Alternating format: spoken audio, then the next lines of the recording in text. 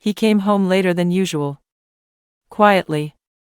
No door slamming, no rustling, as if he didn't want to disturb even the air around him. I heard the sound of his shoes being taken off, then a long, heavy sigh. It felt like he was carrying something far heavier than just his backpack.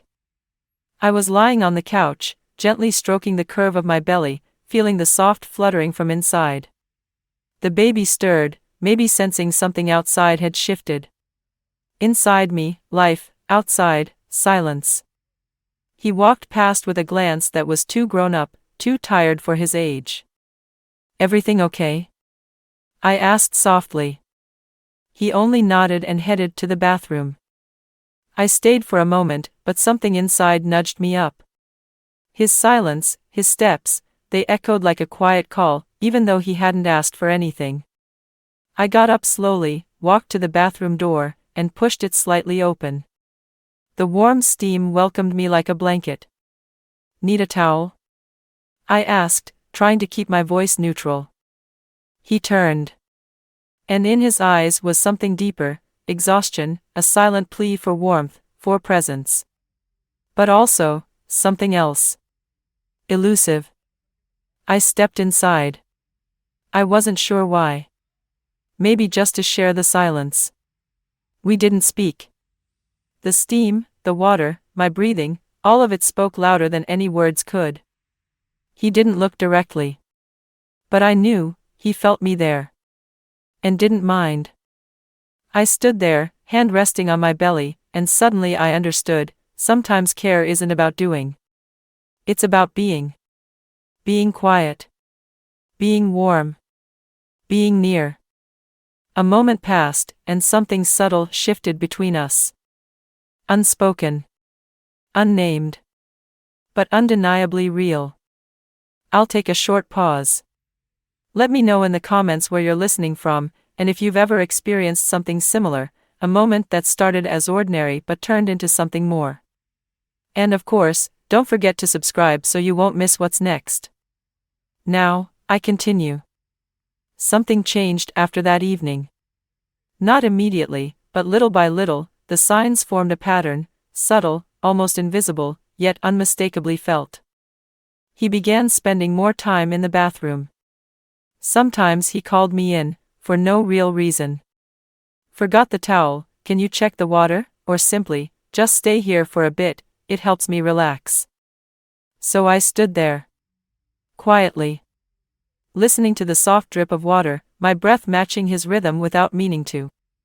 It felt like we'd stepped into some alternate space where time slowed and no one else could reach us. I watched his glances, not directly, from the corners of my eyes, between little movements. He never stared, never lingered. But when our eyes met, even briefly, something flickered beneath my skin. A silent current. He never crossed any lines. Nothing was said. Nothing physical. But everything was in between. One day, I walked in without asking. He didn't turn around. Just stood there under the stream, as if he had known I would come. Light played on the wet tiles, steam rose around us, and everything felt unreal, like a dream you don't want to wake from.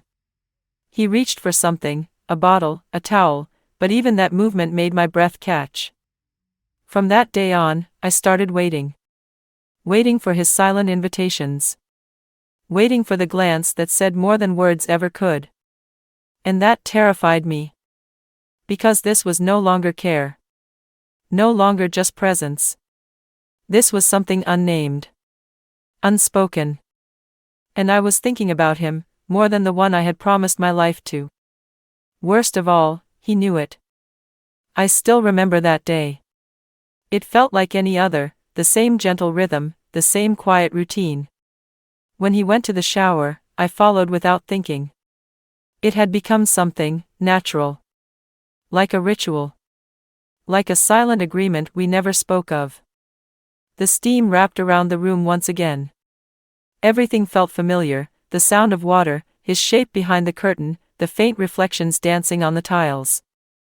I stood in my usual place, hand resting on my belly, silent. But then I turned, expecting that moment when he would usually look at me, when the air between us would change, and I froze. It wasn't him in the mirror. He was still behind the curtain. But someone else stood in the doorway. He stood there, watching me, unmoving. His silence was louder than any voice. For a second I thought it was a trick of the light. A flicker of my tired imagination. But he didn't vanish. He didn't blink. He just knew. And I knew he knew. Everything. My presence, my waiting, my quiet acceptance of what had slowly unfolded in this space. He didn't look at the one behind the curtain. He looked only at me. As if he finally saw me, truly saw me. And in his eyes, I didn't find anger. I found disappointment. And something deeper. Like he recognized a version of me that even I had refused to face. He didn't speak. He turned. And walked away. No slammed door. No words. Just the thick steam left behind, clinging to the air like my thoughts. Since that day, every time I hear the sound of water hitting tiles, I remember. The day I mistook care for fire. And stayed too long between the lines. But the silence, it wasn't shelter. It was a sentence. Let me know in the comments what you think about this story. Have you ever had moments in your life where the lines between things started to blur? I truly want to hear your thoughts, your voice matters.